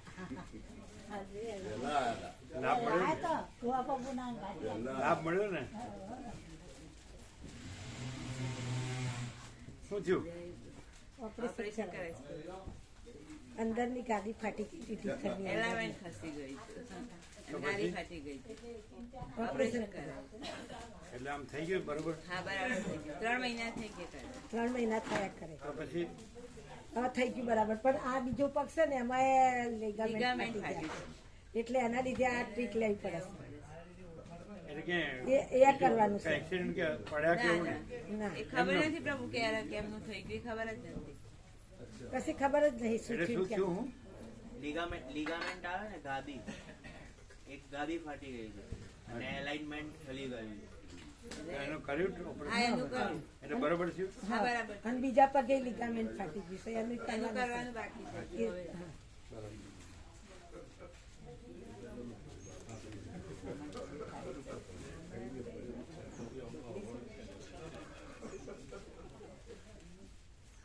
હા. જોબ ચેન્જ કરી. એ કેવો છે? સારું છે. પહેલા જતો હતો અને આની પહેલા ત્યાં જ જઉં છું ફરી 1લી તારીખથી. એટલે પેલા હતો એ, હા પછી આ બીજો હતો અને પછી પાછો પેલા. એમ કેમ? એ પેલું થોડું સરળ છે અને આપણે પોતાનું બી સાઈડમાં થાય એવું છે. એટલે મળે છે બરોબર? હા આ બીજા કરતા હા બીજા કરતા વધારે. અને અનુકૂળ અનુકૂળ. અને જીપીએસસી નું ઇન્ટરવ્યુ આવી શકે. શું જીપીએસસી ક્લાસ 1 2 માં મેન્સ પાસ થઈ છે ને ઇન્ટરવ્યુ આવ્યું છે. ઇન્ટરવ્યુ આવે ગવર્મેન્ટ જોબ. ક્લાસ વન ને ગવર્મેન્ટ જોબ હા એટલે છું જ અત્યારે ડીવાયએસઓમાં સચિવાલયમાં. એટલે કોર્સ શેનો કર્યો છે? કોર્સ તો ગ્રેજ્યુએશન બીએસસીમાં કર્યું પણ પછી જીપીએસસીની પરીક્ષાઓ આપું છું ને તો ડીવાયએસઓમાં છું જ અત્યારે અને આગળ હવે ક્લાસ 1 2 નું ઇન્ટરવ્યુ આવ્યું. અત્યારે ક્લાસ 3 છે. ક્લાસ 1 2 નું ઇન્ટરવ્યુ આવ્યું છે. અચ્છા અચ્છા હા. એટલે એમાં deputy collector, DYSP, district registrar, section officer, mamlatdar એવી બધી જગ્યાઓ છે 200 ઇન્ટરવ્યુમાં પણ ઇન્ટરવ્યુ તો આપવો પડશે ને ઇન્ટરવ્યુ આપવાનું. ક્યારે પણ એ હજી શેડ્યુલ બાકી. અચ્છા આપવાનું બરાબર. યોગા સીટ લાવ્યા મારું કોણ આપવાનું છે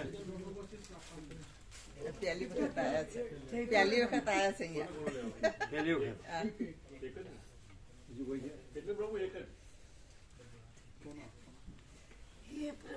તમારે બાજુમાં રહેશે બાજુમાં રહેશે એમને યોગા સીટ આપવાનું લેવા ગયા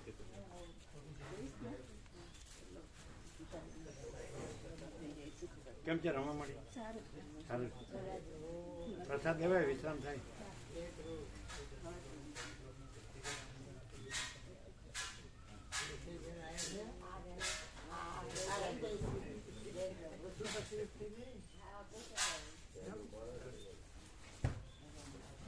કેવો પ્રકાશ છે એકદમ પ્રભુ આર પાર. અહીંયા અગરબત્તી અડી ગઈ હા એ નહીં પ્રભુ ત્યાં ઉત્તરકાશીમાં હવન ચાલતો પેલો હવન કરવા ને તો તણખો ઉડે પ્રભુ. હા, તણખો ઉડે. હવનથી શું થાય જોયું બતાવો. એને ન જોયું જો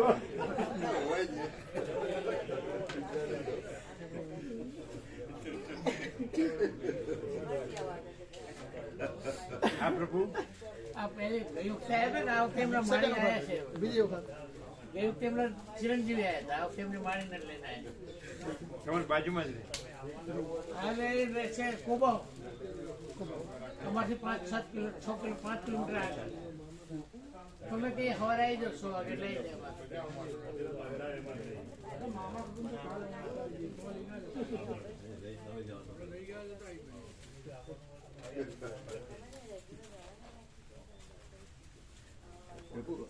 પ્રભુએ જય પ્રભુ કહે છે અને સેવા મોકલી પેલા કોર્ટની આસનની ના 17,000 જે મોકલી ને કોર્ટની પણ વાત કરી લે માતાજીના માતાજીના હા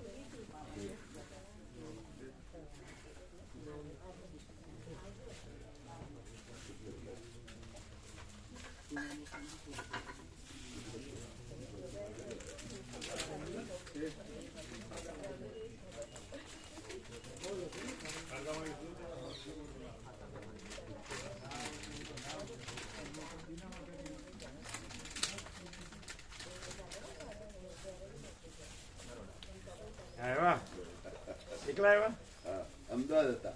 અચ્છા ઈશ્વરની કુટીરે આવ્યા હતા ને હા આવ્યા હતા ને.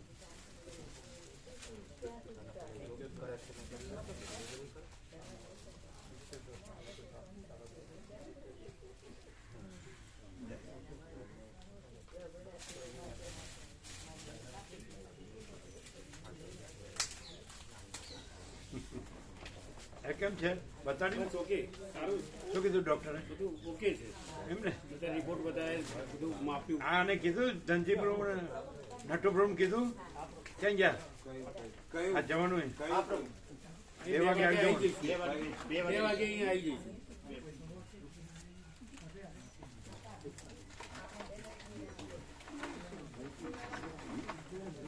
તમારે આવવાનું તમારે આવવાનું 2 વાગે આવી જાય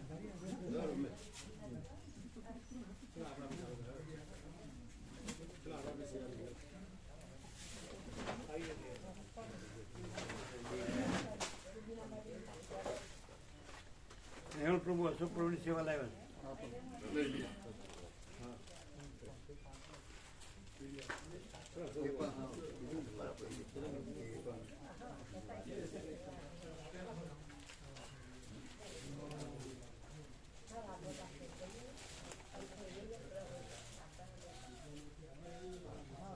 કેવો બેનર બને છે?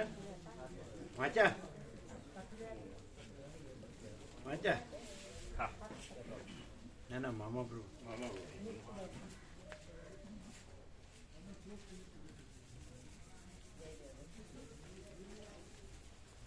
कोर्टनी सेवा तुम्हारे आई आपी और अशोक प्रभु की सेवा आई है, देख ले।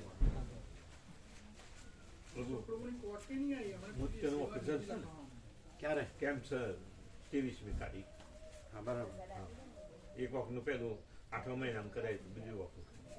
हाँ પછી જેમ ટીપા નાખવાનું કેમ નાખ્યા કરવાના. હા.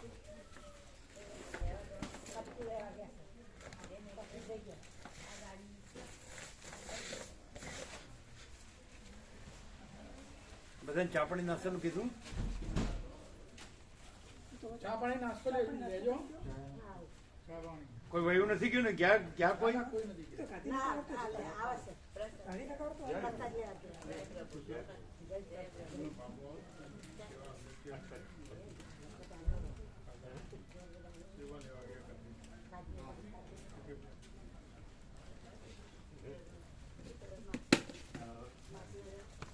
डिनर में से जो आप लोग रहना, क्योंकि हमको आते आते प्रसाद का टाइम हो जाएगा. हाँ है आप दोनों तो रहना. हाँ. क्योंकि 3 से 5 है ना, तो उनके बाद वो लोग चाय पानी नाश्ता किया है. कल मुर्जी प्रो बोलते थे. हाँ हाँ. तो हमको आते आते प्रसाद का ही टाइम हो जाएगा. इसलिए आप दोनों तो रहना ही. तैयार रहना प्रसाद के. તમે તો આવશો ને? તમે તો આવો ને? वो तो आ सकते हैं ना, उनकी तो जरूरत नहीं है ना. ना ना આવી શકો બરાબર કે જવું છે તો મામી માડી તો જાને કે બોલતી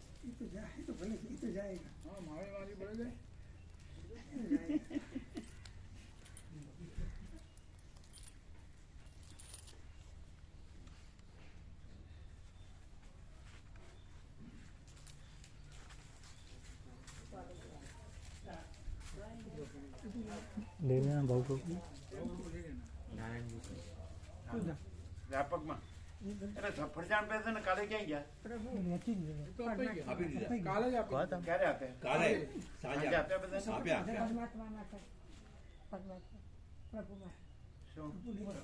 પ્રભુ નહીં લેતા, શરીરમાં નથી લેતા. આ લીધું? એની સેવા આપી? લખાઈ દો ના, રમણ પ્રભુ જોડે 800 રૂપિયા સેવા લખાઈ.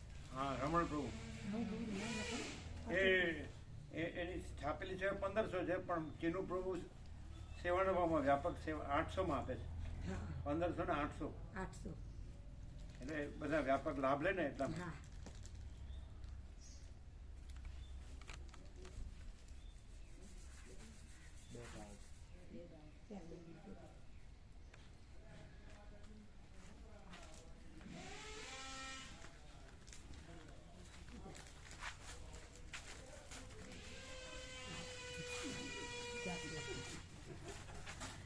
શાંતિથી બરાબર.